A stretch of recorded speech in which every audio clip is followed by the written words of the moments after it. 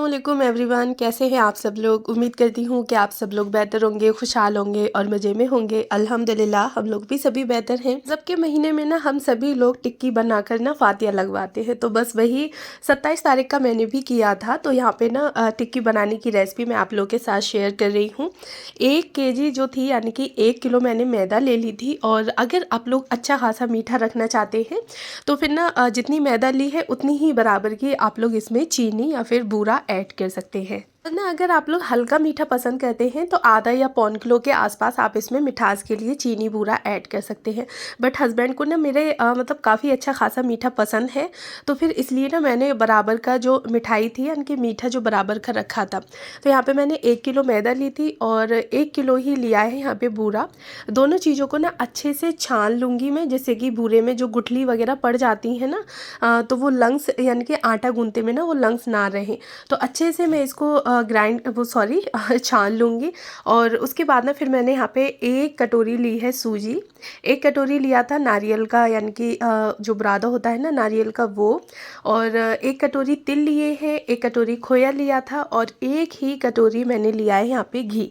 यानी कि सूजी और गरी का बुरादा, तिल, खोया, घी ये सारी चीज़ें मैंने इक्वल क्वांटिटी में रखी थी और बूरा और मैदा इक्वल क्वांटिटी में रखा था।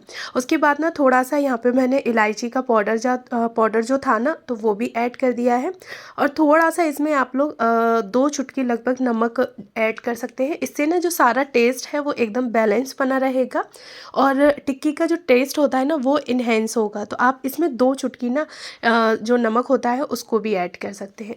उसके बाद ना सारी चीज़ों को मैंने ऐसे हाथ से रफ करके ना एकदम अच्छे से पहले मिक्स कर लिया था, जैसे कि खोया, घी वगैरह जो है वो सारी चीज़ें मतलब बराबर एकदम मिक्स हो जाए ना। अगर हम लोग ऐसे ही इसको आटे को गूंद लेंगे ना तो फिर इसमें कहीं कहीं खोए के और कहीं घी के जो टुकड़े होते हैं ना वो ज़्यादा आ जाएंगे।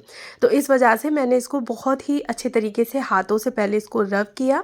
और जब अच्छे से ये मतलब अच्छे तरीके से मिक्स हो गया था ना तो तब इसको मैंने 1 कप जो दूध होता है ना उसके साथ इसको मैंने अच्छे से गूंद लिया था आटे को।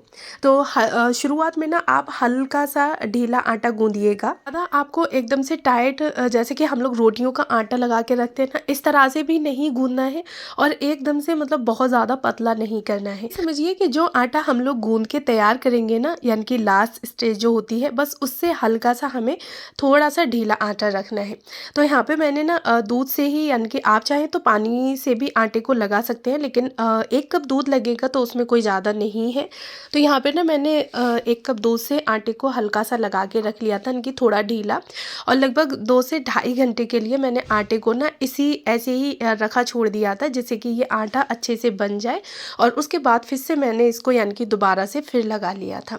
और बस लोइयाँ जो होती हैं ना वो बना के मैंने बेलना स्टार्ट कर दी थी। और अगर आपके पास कोई कटर है तो अच्छी बात है, आप उससे कट कर लें। अगर कोई कटर वगैरह नहीं है तो कोई भी छोटी आप लोग प्याली, गिलास वगैरह कुछ भी ले सकते हैं और उसको शेप दे सकते हैं। तो जैसी आप चाहें, जैसा आपका मन हो आप उस शेप में काट के जितनी भी टिक्कियाँ हैं आप उनको बना के रख सकते हैं। तो सारी टिक्कियों को ना मैंने क्या किया था कि पहले मैं इसी तरह से गूंद के और बेल के रखती गई थी। टिक्कियाँ सारी मैंने इसी तरह से प्लेट में निकाल के रख ली थी बना के सारी। और उसके बाद फिर कढ़ाई में डाल दिया था तेल गरम होने के लिए। तेल जब गरम हो गया था तो उसके बाद फिर सेकना मैंने स्टार्ट कर दी थी। अच्छा, आपको ना ये ध्यान रखना है कि इसमें ना हमने घी भी ऐड किया है और खोया भी ऐड किया है। तो ये सारी चीज़ों से ना टिक्की जो होती है ना वो एकदम से सॉफ्ट और मतलब काफ़ी अच्छी टेस्टी बनती है।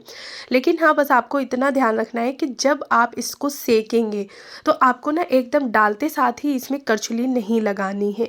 टिक्की ना अपने आप सिक के थोड़ी ऊपर आ जाएगी और जब वो टिक्की तेल में ऊपर आ जाए ना तब आपको पलटनी है।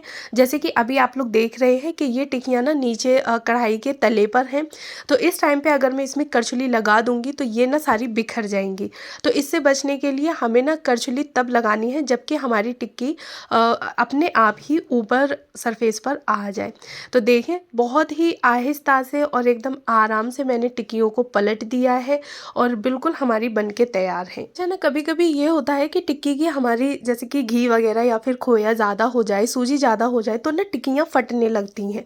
तो उसके लिए ना आप क्या करें कि अगर आपकी टिक्की फट रही है तो मैदा को ना आप एक प्याली में थोड़ी सी मैदा को घोल लें प्याली में, और फिर उसको ना टिक्कियों को यानी कि उस मैदा में डिप कर दें और उसके बाद उसको सेक लें यानी कि फ्राई कर लें। तो आपकी जो टिक्कियाँ हैं ना वो बिल्कुल भी फटेंगी नहीं। जब भी आप लोग टिक्की को सेकना स्टार्ट कर रहे हैं तो पहले कोशिश करें कि 1 या 2 टिक्की ही तेल में डालें, जिससे कि अगर वो फटती हैं या नहीं फटती हैं तो आपको पता चल जाएगा। उसके बाद फिर आप जितनी डालना चाहें उतनी आप डाल के इसमें से निकाल सकते हैं। तो शुरू में मैं क्या कर रही थी ना कि 2-3 करके मैंने सेकी थी, लेकिन जब अच्छे से निकल आई थी और बस मुझे उनके ऊपर आने का इंतज़ार करना पड़ता था, और जैसे ही टिक्की ऊपर आ जाती थी तो बस मैं बहुत ही हल्के हाथ से टिक्कियों को पलट देती थी। तो बस आपको इस चीज़ का ध्यान रखना है कि करछली ना टिक्की के बीच में ना लगे, बहुत ही हल्के हाथ से आपको इसको पलटना है। और इसी तरह से मैं अपनी सारी टिक्कियों को निकाल के एक बर्तन में इकट्ठा करती गई थी और बस मेरी सारी टिक्की जो थी वो बन के तैयार थी। अच्छा जी, इसी के साथ ही ना फिर मैंने तैयार की थी खीर, क्योंकि टिक्की और खीर जो होती है ना वो एक साथ हम लोग बनाते हैं इस रजब के महीने में। तो यहाँ पे ना मैंने खीर भी तैयार कर ली थी। अच्छा, दूध को ना बॉईल होने के लिए रख दिया था और उसी के साथ ही ना मैंने जो चावल थे ना तो चावल को मैंने ग्राइंड करके यानी कि पीस के इसमें डाला था। तो वो स्टेप मैं शूट नहीं कर पाई, मेरे बिल्कुल दिमाग से उतर गया और मैंने चावल डाल दिए। जब डालने के बाद मुझे याद आया तो आप लोग करछुली पे देख सकते हैं कि चावल के ना बिल्कुल छोटे छोटे से टुकड़े आ रहे हैं। और साथ ही ना मैंने इसमें 1 कटोरी साबूदाना जो था तो उसको मैंने पहले से ही वॉश करके और लगभग आधे से 1 घंटे के लिए भिगो के रख दिया था। और जब वो अच्छे से भीग गया था ना उसके बाद फिर मैंने इसमें ऐड कर दिया साबूदाना। तो चावल और साबूदाने की मैंने खीर बनाई है, काफ़ी अच्छी बनी थी, टेस्टी बनी थी। तो ना काफ़ी टाइम से यानी कि जब मैंने कूंडे बनाने स्टार्ट किए थे ना यानी कि टिक्कियाँ बनाना स्टार्ट की थी तो उसी टाइम पे ही मैंने खीर को भी बनने रख दिया था। तो इस टाइम तक जो थी वो खीर मेरी बन के तैयार हो गई थी। तो बस मैं इसमें लास्ट स्टेज पर आके चीनी को ऐड कर दूँगी। तो चीनी मैंने अपनी मिठास के अकॉर्डिंग ऐड की है, जितना आप मीठा चाहें उतनी ऐड कर सकते हैं। तो मैंने ना यहाँ पे 2 कटोरी जो थी वो चीनी ऐड कर दी थी और अच्छे से बस इसको मिक्स किया और 5 से 7 मिनट के लिए लो फ्लेम पे ही मैंने इसको फिर से छोड़ दिया था। तो देखें काफ़ी अच्छे से एकदम रबड़ी की फॉर्म में ये आ गई है। पहले ना दूध जो था वो इतना थिक नहीं था, लेकिन अब देखें आप लोग कि काफ़ी अच्छे से थिक हो गई है। बस इस स्टेज पे मैंने इसको 10 मिनट के लिए और छोड़ दिया था लो फ्लेम पे, जिससे कि चीनी अच्छे से मेल्ट हो जाए। साथ ही ना फिर यहाँ पे ड्राई फ्रूट्स को कट करने के लिए मतलब बैठ गई थी। तो ड्राई फ्रूट्स थोड़े से मैंने लिए थे। आप चाहें तो जैसे खीर में अगर आप लोग ड्राई फ्रूट्स डाल रहे हैं ना तो घी होता है ना, घी में आप इलायची के तड़के के साथ ही ड्राई फ्रूट्स को घी में ही रोस्ट कर लें और उसके बाद आप लोग घी और ड्राई फ्रूट्स और इलायची के तड़के को आप लोग खीर में लगा सकते हैं। तो ना टेस्ट खीर का दुगना हो जाता है। बट मैंने घी में रोस्ट नहीं किए थे, नॉर्मली ही बस कट किए और फटाफट से डाल दिए थे मैंने इसमें खीर में। और इस टाइम तक जो खीर की यानी कि गैस थी यानी कि फ्लेम मैंने ऑफ नहीं किया था। आप लोग देख सकते हैं कि 10 मिनट में और ही काफ़ी अच्छे तरीके से, जितनी देर में मेरे ड्राई फ्रूट्स कट के रेडी हुए उतनी देर में खीर और अच्छे तरीके से थिक हो चुकी थी। तो बस यहाँ पे जो टिक्कियाँ और खीर थी वो बन के तैयार थी। फ्रेंड को बुला लिया था फातिहा के लिए, तो बस उन्होंने फातिहा पढ़ी। तो मतलब रजब के महीने में ना टिक्की और खीर पर ही फातिहा लगती है। और रोज़ पेटल्स को मैं मंगाना बिल्कुल भूल गई, मुझे लास्ट स्टेज पर आके याद आया, यानी कि जब मैं जानमाज पर ये सारी चीज़ें रख रही थी तब मुझे याद आया कि अरे मैं रोज़ पेटल्स जो थी वो तो मैं भूल ही गई। फिर कि चलो कोई नहीं, नेक्स्ट टाइम मैं अच्छे से याद रखूँगी। तो ये घर के कामों से ना मैं अच्छे तरीके से फ्री हो गई थी, सारी तैयारियाँ जो थी वो मैंने कर ली थी। उसके बाद फिर कपड़े निकाल लिए बच्चों के और अपने। मीराब को मैंने पहले ही रेडी कर दिया था, दानिन के कपड़े निकाल लिए थे तो दानिन को भी रेडी कर दिया। बस उसकी जो ब्लेज़र थी तो वो गर्मी की वजह से वो बार बार बोल रही थी कि मम्मा गर्मी लग रही है, तो ना फिर मैंने उसकी जो ब्लेज़र थी वो उतार दी। साथ में ना फिर मैं भी रेडी हो गई थी और घर में जितने भी लोग थे सबको बोल दिया था कि भाई आ जाओ टिक्की खा लो। रेडी होने के बाद ये देखिए मीराब अपना स्कूल का जो काम था वो करके गया था, तो बैग वगैरह सब कुछ ऐसे ही छोड़ गया था। तो बस घर के सभी लोग आना शुरू होने ही वाले थे, तो मैंने फटाफट से जो हल्की फुल्की सी चीज़ें इधर उधर बिखरी पड़ी थी ना, तो फटाफट से उठा के मैंने उसी की जगह पर रख दी।